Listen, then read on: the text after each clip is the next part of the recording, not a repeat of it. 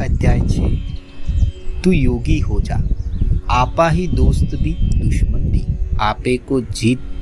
भगवान बोले, जो कर्म फल पर आश्रित न होकर कर्म करता है वह सन्यासी भी है और योगी भी, न कि आग, गृहस्थ जीवन और क्रियाओं को छोड़ने वाला, जिसे सन्यास कहते हैं, उसी को योग जान अर्जुन। क्योंकि संकल्पों से सन्यास लिए बिना कोई योगी नहीं होता। मननशील के लिए योग स्थित होने के साधन को कर्म कहते हैं। योग में स्थित रहने का साधन सम कहलाता है, क्योंकि जब न तो इंद्रियों के विषयों से न ही कर्मों से कोई अपेक्षा हो, तब सब संकल्पों से भी सन्यासी हुए को योग स्थित कहते हैं। अपना उद्धार अपने आप करे, न कि खुद को अवसाद में गिराए, क्योंकि अपना आपा ही दोस्त है और अपना आपा ही दुश्मन भी। जिसने अपने आपे को जीत लिया है उसका आपा दोस्त है, नहीं तो वह अपने आपे से ही दुश्मन जैसा व्यवहार कर रहा है। चित्त शांत करने के लिए ध्यान। जो अपने आपे को जीतकर शांति पूर्वक गर्मी, सर्दी, सुख, दुख, मान और अपमान में भी अपने परम में समाहित रमा रहता है, अपने आपे के ज्ञान विज्ञान से तृप्त, मजबूती से आपे में स्थित, इंद्रियों से जीत पाया हुआ, मिट्टी और सोने के टुकड़े को संभाव से देखने वाले को योगी कहते हैं। हितैषी, दोस्त, दुश्मन, निष्पक्ष, मध्यस्थ, द्वेषी, रिश्तेदार, साधु और पापी में भी समबुद्धि वाला वही विशेष है।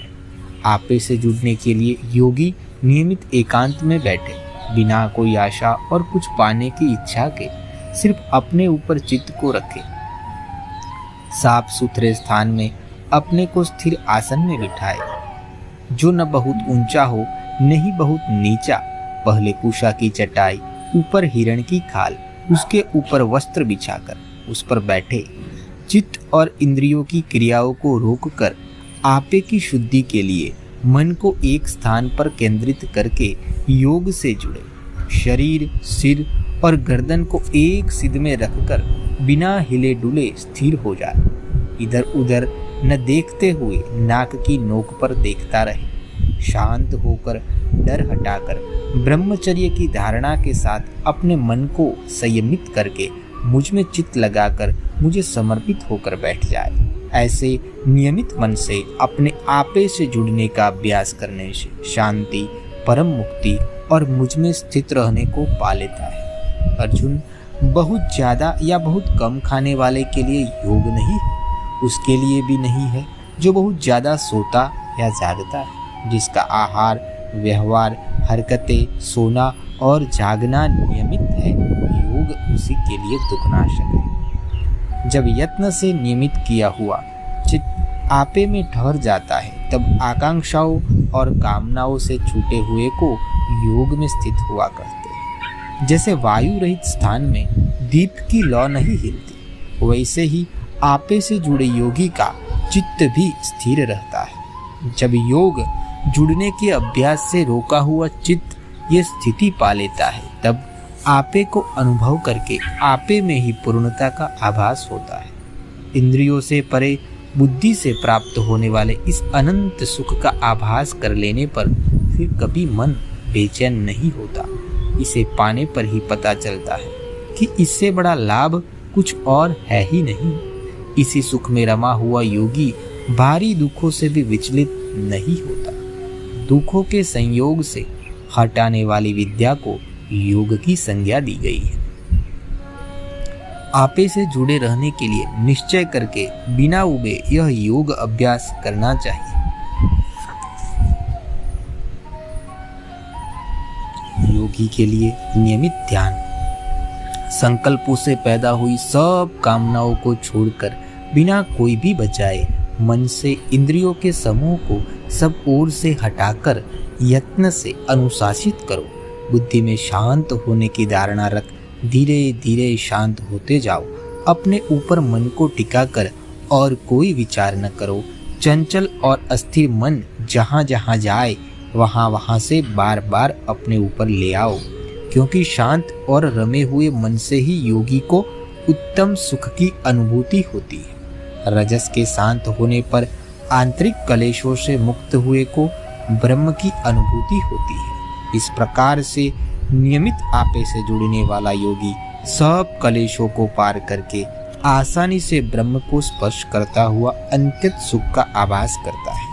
सभी प्राणियों में अपने आपे को देखता है और अपने में उसे सभी दिखने लगते हैं। तब योग से आपे में जुड़ा हुआ सब और संभाव से देखता है। जो सब और मुझे देखता है, सबको मुझ में देखता है, उसे मैं दिखता हूँ और मुझे वो दिखता है। जो सब प्राणियों में एकमात्र मुझे ही स्थित हुए का आभास करता है, वो सबसे बर्ताव करता हुआ मुझसे ही बर्ताव कर रहा है। अर्जुन, जो सब जगह अपने आपे को संभाव में रखता है, चाहे सुख हो या दुख, मेरा मानना है वही परम योगी है।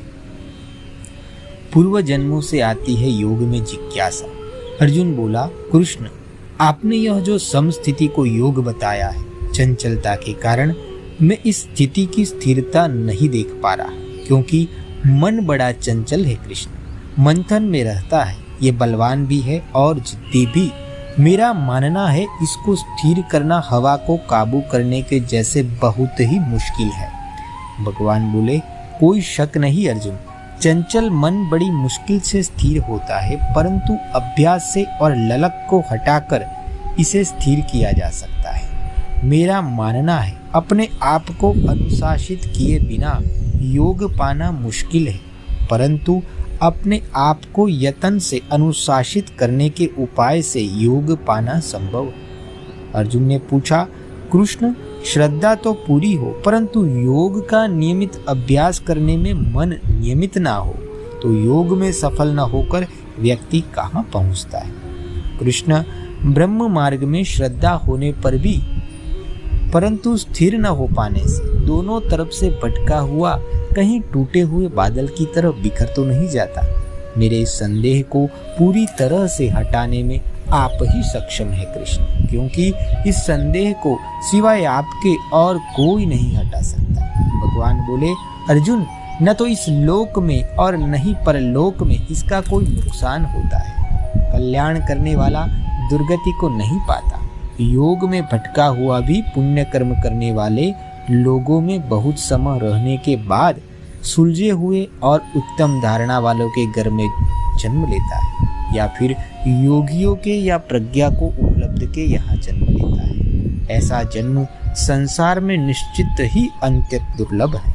अर्जुन, वहाँ पर उसकी बुद्धि पिछले जन्म में की हुई साधना से बने संस्कारों से जुड़ने लगती है और वो फिर से योग सिद्ध करने का यत्न शुरू कर देता है, क्योंकि पिछले जन्म का जो अभ्यास है उसी से ही विवश होकर वो योग की ओर खींचता है। योग में ऐसी जिज्ञासा वाला ब्रह्म के शब्द ज्ञान वाले से आगे निकल जाता है। यत्नपूर्वक प्रयास करता हुआ वह योगी अपने को शुद्ध रखते हुए और दोषों से मुक्त रखते हुए जितना पूर्व जन्मों में स्वयं को सिद्ध किया है उससे भी आगे बढ़कर परम को पा जाता है। मेरा मानना है कि तपस्वियों से योगी श्रेष्ठ है, ज्ञानियों से भी और कर्मियों से भी। इसलिए तू योगी हो जा अर्जुन। योगियों में भी वही सर्वोत्तम है जो अंदर से मुझ में रमा हुआ है। श्रद्धा भाव से मुझे भजते हुए वह मेरे मत से जुड़ा रहता है।